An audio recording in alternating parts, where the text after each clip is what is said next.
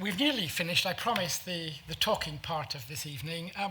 Academic freedom, though, it's a term that we bandy around with varying degrees of seriousness, skepticism, and so on here in the West. It's a game we can play, but it is about life and death for the people that we're working with, as you've heard today, both from Lord Neuberger talking about his father, from Leila and Farah, and from the work that Colleen and Shaher were working on with others. You also have just got a glimpse, I think, during the evening of the quite extraordinary work that's been done by our team. And I'd just like to pay tribute to everyone working under our extraordinary executive director, Stephen Wordsworth. We have a team of really quite young people who show both astonishing emotional intelligence and a quite extraordinary level of moral resilience, because they are hearing these stories day in, day out, and they know that they have to try and find a solution to each of these stories. And one of the biggest hurdles, I'm afraid, is money. We are enormously grateful to the universities of the United Kingdom. This is a wonderful story about UK universities. We have 119 universities in our network, and 80 of these universities pay an annual subscription to us to help us to function. The universities themselves also contribute enormously in kind through fee waivers, through giving bursaries for living costs, nursery costs for children, and so on. The institutions of this country are enormously generous, and we look to them to continue in their generosity. But with our 300 fellows and 350 dependents who go along with them, that is literally a tip of the iceberg. There are hundreds and hundreds of others right across the world who need the help that we can give. So we are turning to individuals in the UK now, hoping that we can find a new way of raising funds whilst also engaging people in believing in us and caring about the persecuted. This is our campaign that we call 10 by 20. You'll find a card about it in your goodie bags, which means duty bags. A card like that, please read it, please read it. Our vision is to try and get the people who work in British universities to be as committed to support our work as the institutions themselves.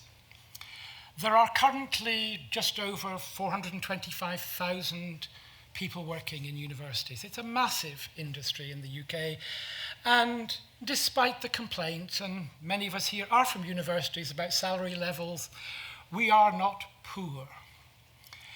What we are hoping is that we can persuade, and you can persuade, 10% of all the workers in the UK universities, so 10% of where you work, to give £20 per year. That's a few cups of coffee.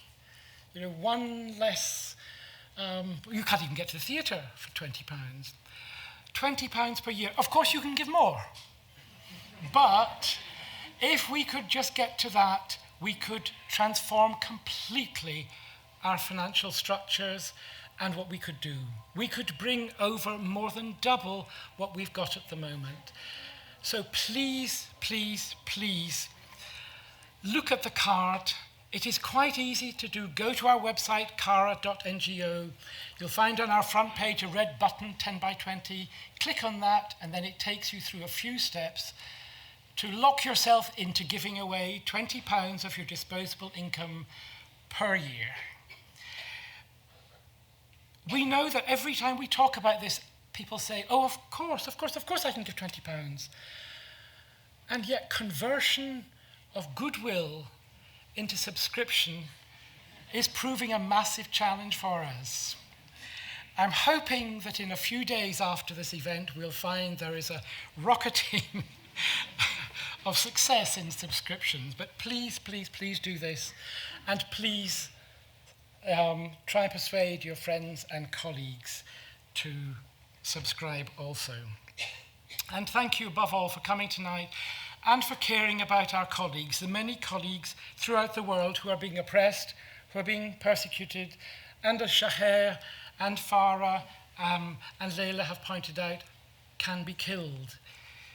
Your care is very important. Your cash is also important to us. So please, please, please.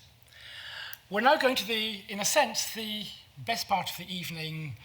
Pace, the wonderful words of Lord Neuberger, of our other speakers here, and all of them, I think, have moved us in very individual and very special ways. I would ask you not to take photographs, except with the permission of people you're talking with. The scourge of social media is that pictures can go out.